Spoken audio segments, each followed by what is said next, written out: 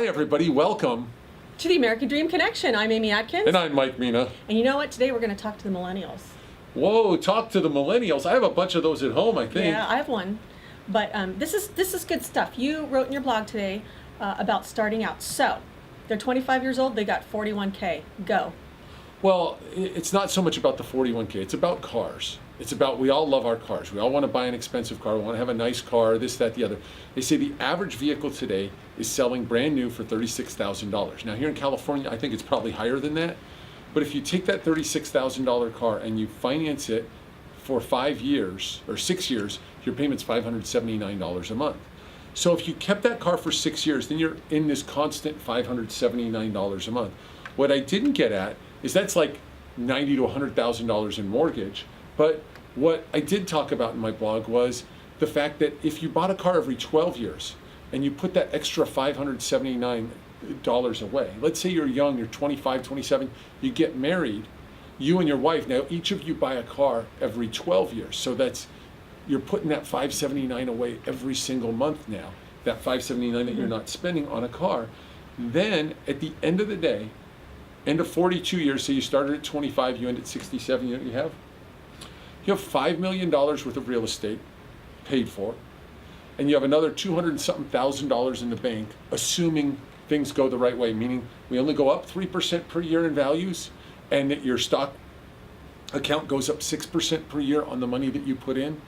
It basically handles your whole dang retirement if you just don't buy a car every 3 years, or you buy a car every 6 years. So let's say, for instance, it's just me. Let's say I'm a single, successful guy, and I just did that, and I didn't buy the $579 car, and I waited, I'd have half of that money on my own. So you and me together, because we're both 24, we could do that. By the time we're 67, we'd have $5 million worth of stuff with really no change in our life. Okay, so we got a couple of millennials behind the camera that no one will ever see, but Yeah. they're right there. We used to call them the people under the stairs, People but they're under the behind stairs, the but they're camera. behind the camera. So if they don't buy a new car every 5-6 years, they're going to be saving a lot. Correct. And be able to invest in real estate.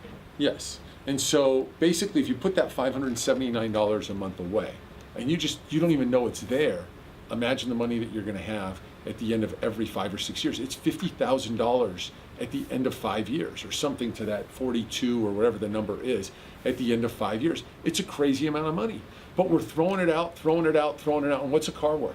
So they said if you took a $100,000 car, the first year you buy it, it's worth $75,000 after 1 year. Then it goes to like $68,000, In 30 years, it's worth $2,000. Okay, maybe in 50 years, it's worth something again, but in 30 years, it's only worth $2,000. If you buy that used car, first of all, your insurance is lower. Secondly, it's going to cost a little to maintain, but you're paying a way lower price on it from day one. Sounds like good advice to me. So, Or don't buy a car, go Uber.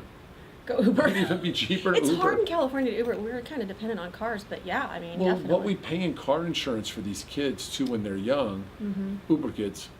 Uber kids. So if you're a millennial or you know a millennial, share this with them. This is great advice because it's all about getting into real estate. I know some millennials now are just saving cash, not even getting car loans. They're just paying cash for their cars. Right, and they should. And the more you invest in your future, the better off you're going to be in the future. And I'll tell you, I look at my friends and I see the guy who had all the CDs and all the 8-track tapes. I'm not that old, but all the CDs that he had, and he's still got the CDs. No one ever listens to him anymore. Right. And he's got a great collection of records and things like that. You guys know what records are behind the camera? But he doesn't have that retirement set up. He doesn't have all those other things. I put my money away, put it away, invest. And what do you have? You have a retirement set up. Well, there you have it. There's good advice for millennials. And this is just really simple stuff people don't think about. No. This is not complicated stuff. No. But we want everything now. We want it all now. Yeah. We want it all now, And it's the Louis Vuitton. It's all those crazy things that we don't need, but we want. So we spend $800 on a purse. What's that $800 cost you? I mean, think about that. $800 today is $1,600 in 7 years. In 42 years, that purse probably cost you $64,000. But, I mean, it was worth it, right? It was a nice purse for a couple weeks. Well, with Louis Vuitton, you can actually sell them for more than you paid for them. You ain't selling that for 64 grand No, somewhere I'm down the not. road. Nope. So Nope. I don't know how it works. So anything else we want to talk about? I think we're good, but I think this is good advice. So you know what? If you're a parent out there with a teen, I think start before they're like, show them when they're 16 about money or 14. It's all about a little bit of conservatism when it comes to things. Let's choose. Do I want to go out to dinner? Do I want to eat at home? Mom's got food at home. Well, you know what? I want to be social with my friends. Invite your friends over and then go to their house every once in a while because your kids are always at my house. I don't know why. And my wife's a terrible cook, but I won't say that on camera. She knows it. Yeah. Good thing you didn't say that on camera. God, thank Whew, God. that could I'm be going to stay married. disastrous. I'm going to make it to year 28. Thanks so much for watching. Great advice. You know what? Show this to your teenagers. Show it to your nephews, nieces, or whatever, because it's really important that they learn about money. That's something that they don't teach them in school. They don't teach them about money. No, they No, don't. they, because I know all those other things. Algebra I use every day. Yeah. But money, yeah, that's good stuff. So thanks for watching. Anything else? Closing? I have nothing. Mike Meena at Augusta Financial. Give us a shout. Thank you.